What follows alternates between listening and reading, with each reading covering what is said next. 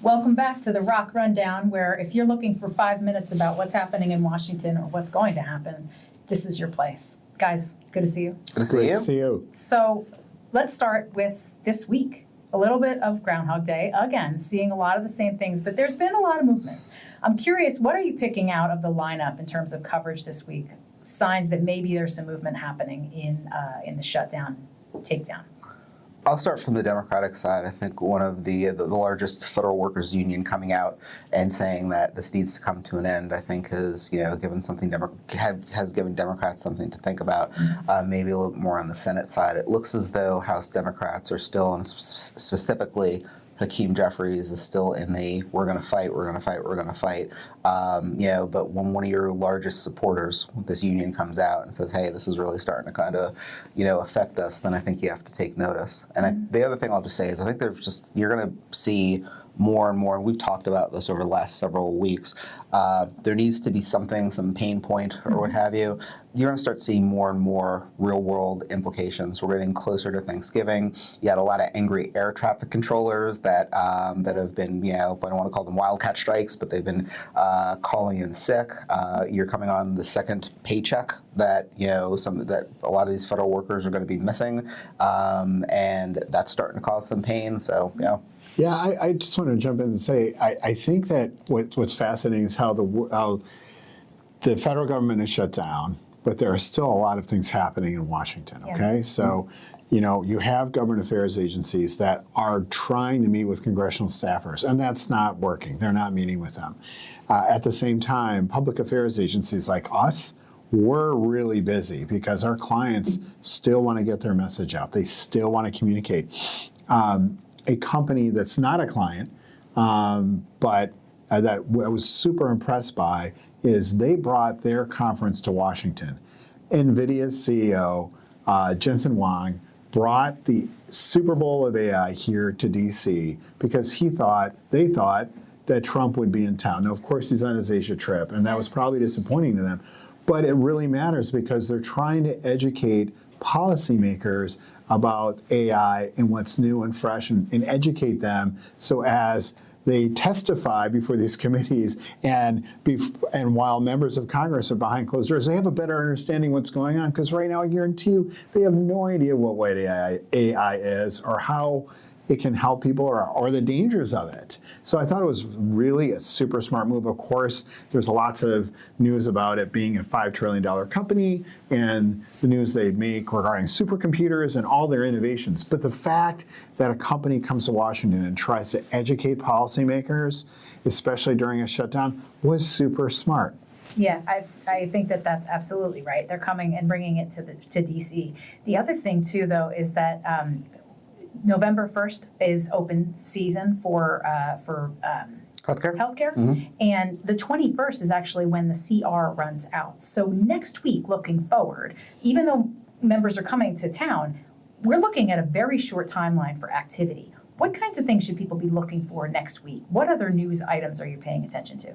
Oh, I'm looking at next Tuesday's election. Mm-hmm. I'm looking at what's going to happen in Virginia and New Jersey, especially because that's the opportunity for Democrats like Rodell to establish that foundation of a narrative that they are, if it's a wider, disparity. I mean, if the Virginia Democratic candidate Spanberger wins, by how large of a margin is she going to win? If it's more narrow, just like in Jersey, if it's more of a narrow win, it's harder for Democrats to say, we look at this is the start of a mandate.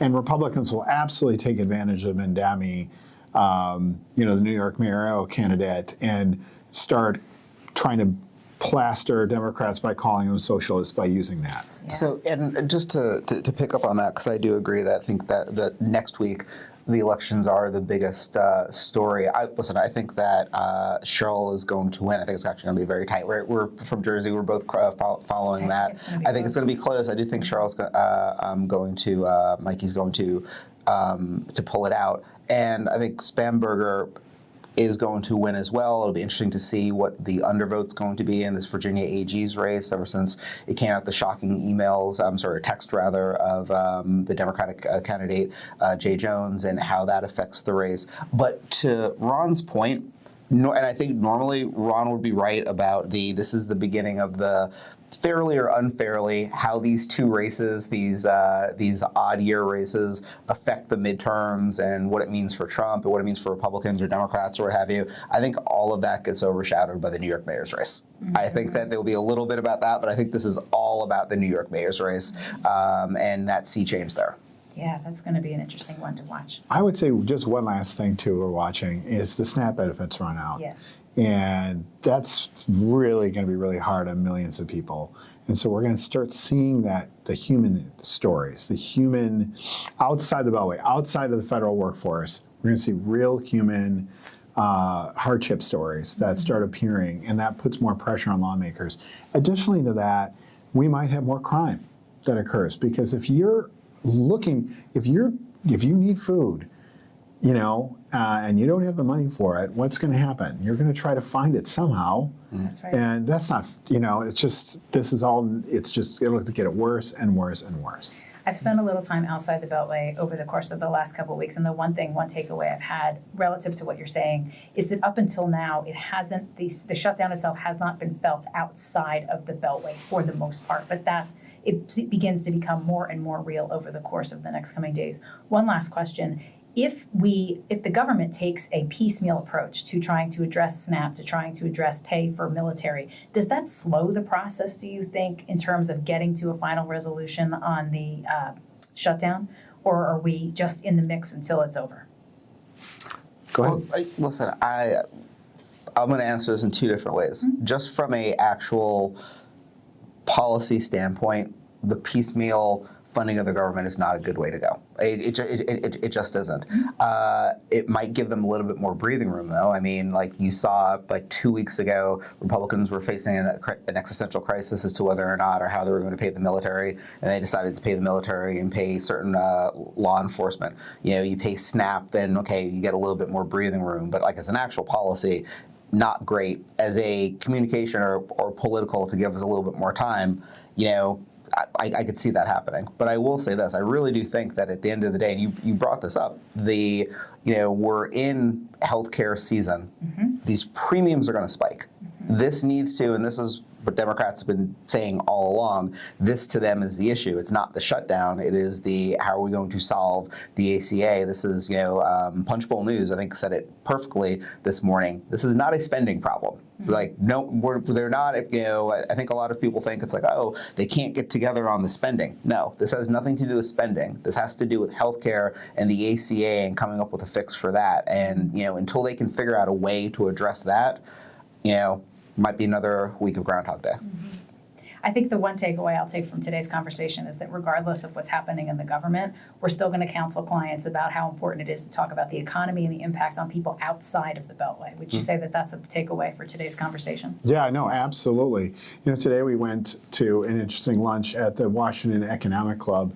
Goldman Sachs CEO David Solomon was there, and he was the special guest, and he was asked by David Rubenstein who was to blame for the government shutdown. Was it Republicans or was it Democrats? And he wisely answered that the government was to blame for the shutdown. Yeah. The way he did it got a big laugh. But he's another person who's come to Washington, to make sure that the message of Goldman was being felt. He was talking about Goldman's support of small businesses across America, and really emphasizing that. And they're also doing paid advertising in town right now during this time. So while the government shut down, corporate America has not. And that's why we're still having the ROKK rundown for the last 5 or 6 weeks, right? To keep talking about why Washington, D.C. continues to be the center of activity and why we do this show. Thanks so much for joining us. And if it's happening in town, it's happening on the ROKK Rundown.